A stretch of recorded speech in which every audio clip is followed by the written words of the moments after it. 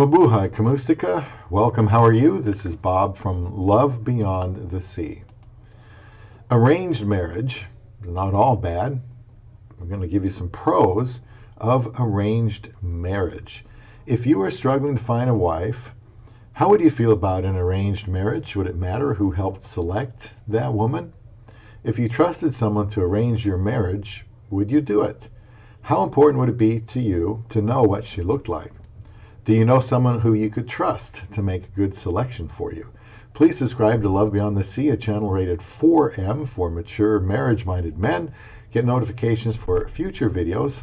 Comments are welcome, of course. I will need to break this topic into 2 uploads, one today for the pros, another one later for the cons of arranged marriage. Just a reminder, I have podcasts available to listen to on Casting Beyond the Sea that you can subscribe to on Podbean, and my website is lvbts.com. Be sure to leave comments today.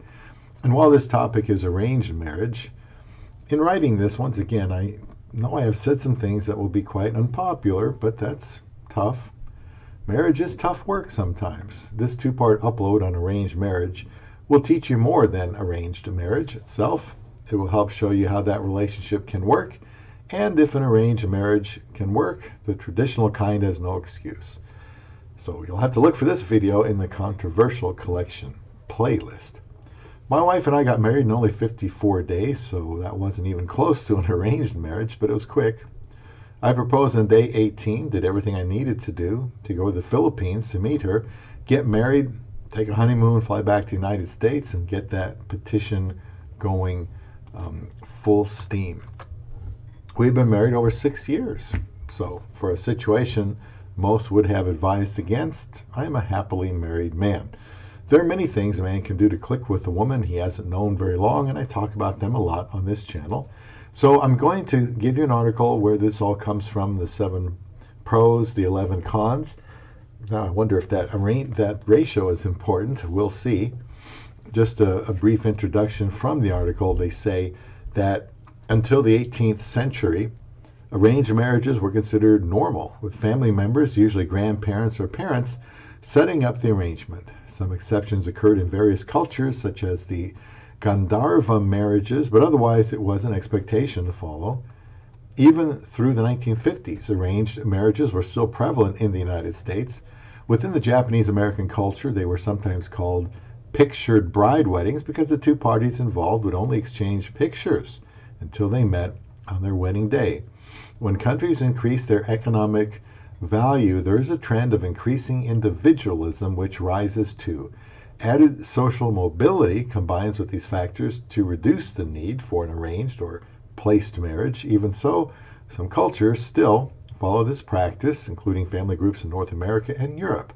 So, from the article, let's start with a list of the author's pros to such an arranged marriage. And the first thing they say there is it eliminates the stress of trying to find a life partner.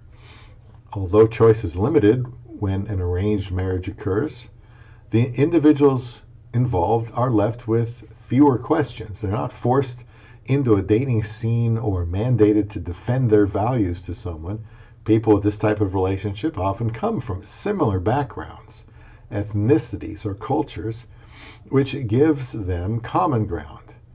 With the certainty included with this arrangement, each person is free to pursue other personal interests instead of spending time searching for that special someone. Now, my first reaction here is to say that an arranged marriage would be better than no marriage at all, wouldn't it? If I was to do this, I would want to state exactly what I was looking for and would need to really bear down and think about that. But I think I would stipulate that she would be a Filipina. I have always been struck with their beauty, their girly good looks, small bodies, darker skin. Incredible. And like the author said, common ground is important. To me, marrying a Christian was my main must-have. I preferred also someone who didn't drink. I've seen what that can do. And so she thinks here that it eliminates the stress of trying to find a life partner. Well, if I had done something like that and avoided going 30 years alone, I might have chosen to do an arranged marriage. Who knows? I had prayed for a few decades to find a wife. So you might say that I wanted God to arrange this marriage, in a way. It was still stressful because it took so long to work out. Then again, my wife wasn't born when I had started looking for a wife. So an arranged marriage was kind of out of the question. Looking back, I can say that while extremely stressful, I didn't crack, I didn't break down, and I know God prevented me from losing my mind, giving in, and ruining my future. I don't want people to wait as long as I did, which is part of the reason for making Love Beyond the Sea. But on the other hand, maybe I needed to be purged of some behaviors and prepared in the desert for that long of a time. The second pro, it keeps parents involved in the relationship. Involved. They say when society encourages individualism in the selection of a marriage partner, the family unit becomes secondary to the intimate relationship. Cultural norms, such as asking a father for permission to marry, become unwritten rules that encourage inclusion. My thought, and by the way, I did ask my wife's father for his permission to marry her. It felt a little strange because I was 53, but she was going to be going 9,800 miles away. So I wanted to comment here that I do believe that after marriage, the couple needs a certain distance from those parents in the way of influence. I'll talk about that more in a second. The Bible says that a man is to leave his father and mother and be joined to his wife, and I will have a link in an article for you that I'll make mention of here about the aspect of leaving and cleaving. Try to be brief here. Leaving, this indicates that in a family there are two types of relationships. The parent-child relationship, okay, that's the temporary one, and there will be a leaving. The husband-wife relationship, that's the permanent one. What God has joined together, let not man put asunder or separate, Matthew 19:6. Problems occur in family life when these two roles are reversed and the parent-child relationship is treated as the primary one.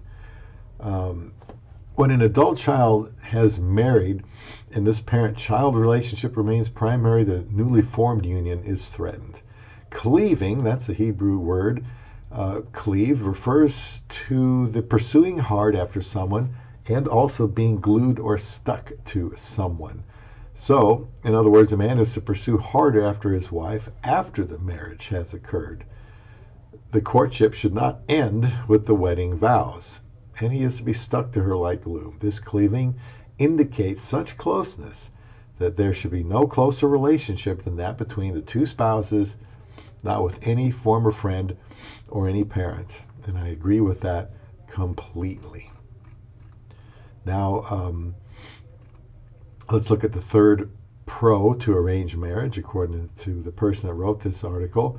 They say it creates harmony within both families. Marriages are classified into four basic types: forced arranged marriages, consensual arranged marriage, self-selected marriages, and autonomous marriages. Wealthy nations promote the latter option, autonomous marriages, which means the parents or guardians of both individuals are not consulted and have no say in the final arrangement. This process forces two families together which may not be compatible with one another. Arranged marriages are based on the principle that each family receives a benefit from the relationship formation. Fourth pro, it keeps people rooted in their family, culture, and ethics.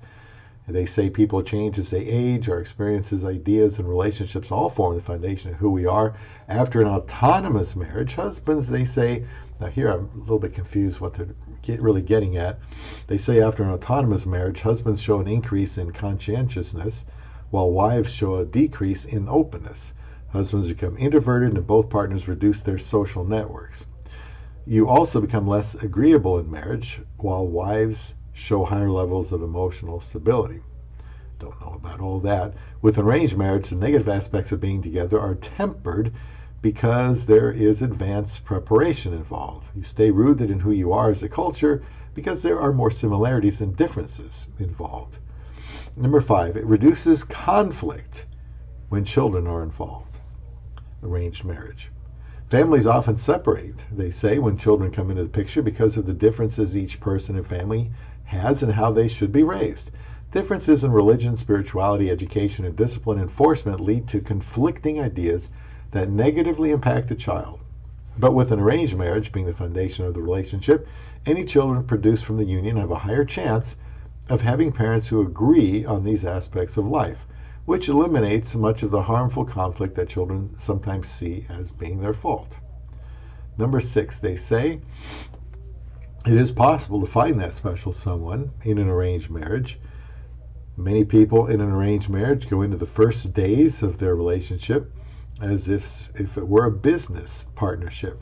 They have contracts to fulfill, so that's what they do. Their relationship becomes the fulfillment of needs which both families have.